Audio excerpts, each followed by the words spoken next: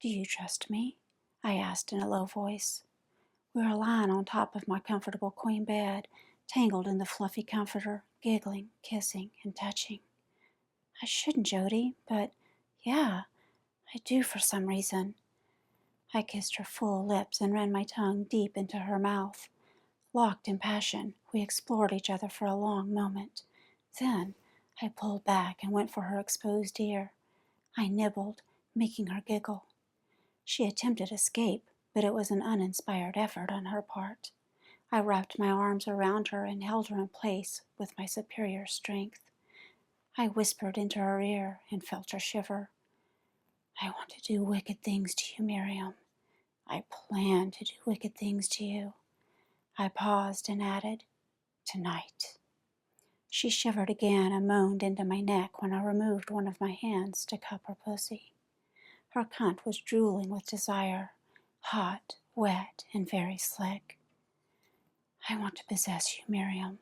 Tell me you want that," I breathed. "Tell me you need me to debauch you, to dominate you. Tell me, Miriam, you won't regret it." I ran 2 fingers inside of her, and she shrieked with delight. Nestling her head in the crook of my neck, she released hot breath onto my shoulder. It was my turn to shiver. I ran my hands slowly in and out of her pussy, the sloshing of her soggy snatch audible in the otherwise still night. She was whimpering now, holding me firmly, squeezing me as I pounded her dripping twat with my fingers. "I'll make you come over and over, Miriam, until you beg me to stop. And guess what? I won't stop then. I'll torture you with orgasms. You'll be insane with pleasure. Tell me, Miriam, tell me you want it." She was panting like a dog now as I worked her gooey flesh with my fingers. I sensed she was on the cusp of orgasm, so I locked lips with her again, swirling tongues, battling and sparring. But before she climaxed, I tortured her by removing my fingers. She groaned in frustration. I brought my fingers, dripping with her juices and heavy with her scent, between our lips as I released her mouth from mine. Inserting my digits into her mouth, I let her taste her frothy desire. As she sucked my fingers, I spoke once more. "Say it, Miriam," I nearly hissed. "Tell me you want to belong to me. Tell me." I withdrew my fingers from her mouth, and she gasped. "Yes, yes, Jodi, anything you want," she cried. Just fuck me, please." And fuck her I did.